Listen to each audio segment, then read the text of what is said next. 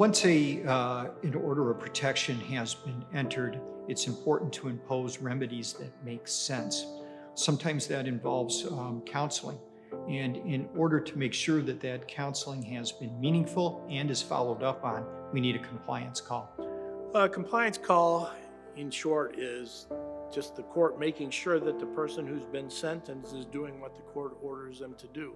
They're complying with the court order. I have a compliance call twice a month where I bring in defendants that have been placed on court supervision, conditional discharge, or probation to make sure that they are complying with the court orders. It's as simple as that. Are they getting the partner abuse classes done? Did they get a substance abuse or mental health evaluation? Are they complying with the services? A compliance call allows the judge to specifically make sure, first off, that a person who's been ordered to counseling is attending, and second, to monitor how it's impacting the person. I'm trying to accomplish two things. First, if somebody's doing really well, I want to encourage them and reward them. I think a lot of the defendants in front of me have never had anyone in their lives tell them they're proud of them, let alone somebody that they perceive as an authority figure. So if somebody's doing a good job, I want to tell them that. I want to tell them that I'm proud of them and to encourage them on that path. And I want the other people in the courtroom to see that. It's actually evolved over the years. When a person was compliant in my courtroom, I would congratulate them. What I would do is, if they had at least half of their domestic violence classes done and the reports were all good and there had been no other problems, I would take them off of my compliance call so they didn't have to keep coming back in to see me. We'd still monitor the case. If they do well, then you reward them. If they don't do well, then you have to deal with them otherwise. And if somebody's not doing what they're supposed to do, I want to hold them accountable. I want to be clear in my message that these are my expectations. You have to do these classes. You cannot have contact with the victim.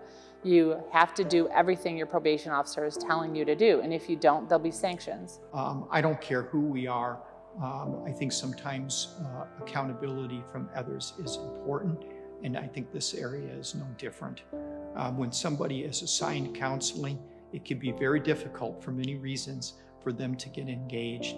I think understanding that they're going to have to come to court and talk to a judge about what their progress is gives them that sufficient encouragement to participate in the process in good faith.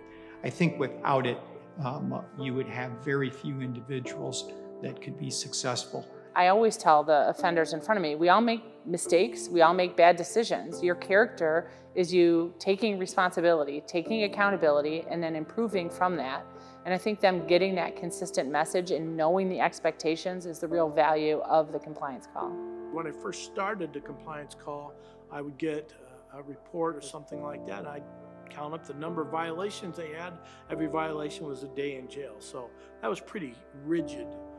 It evolved over the years to include other things. So we did box time, which is like being in timeout. It's a punishment, but it's also an educational tool. I, on a few occasions at the suggestion of probation, had somebody write an essay. One time I had somebody write a 3-page essay on why it's wrong to lie, because that's what they got caught doing.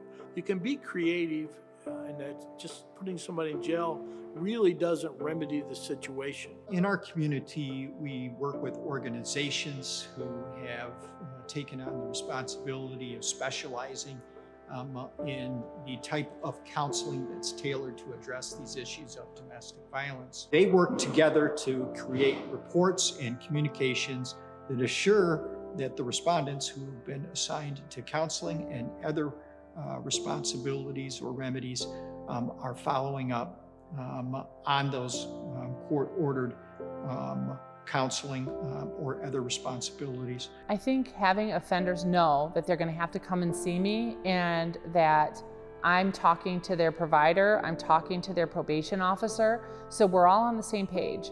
And you cannot come in and lie because they're going to know that you're lying. So I think that is such a benefit by having everybody there in a consistent message so that they know they can't get away with something. If they come in and try to say that they did something and I have a partner abuse report or provider there that said, no, they didn't, or a probation officer to verify it, I think it increases their accountability and it forces them to be truthful and non-manipulative.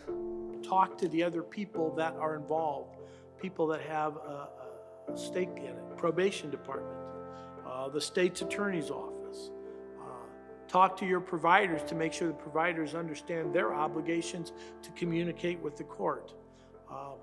And then set your rules and abide by your rules so that the people that are appearing in front of you know what consequences there are. I tell them how proud I am of them. I'll often go through the report from the partner abuse provider and pick out different things that were positive in that report and tell them what a great job they're doing, that they're moving along the path to being the person that they want to be, the partner and parent that they want to be. We're always looking for ways to do things differently, but I take great pride in our compliance call.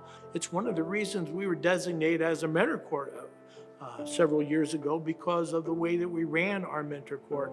And we had many judges from other counties, states, and jurisdictions all over the country come visit us. And that was one of the things that they really were interested in, is how we ran that compliance call. I just accept it as part of my responsibilities on a day-to-day basis. I fit that in as part of the entire process to successfully handling a case. In other words, I don't look at it as a petition's been filed, I've heard, I've entered an order, it's no longer my concern. I recognize that that's only part of what my responsibilities are. This is an important part too. So it fits in very naturally with what the responsibilities are as a judge in this area of the law.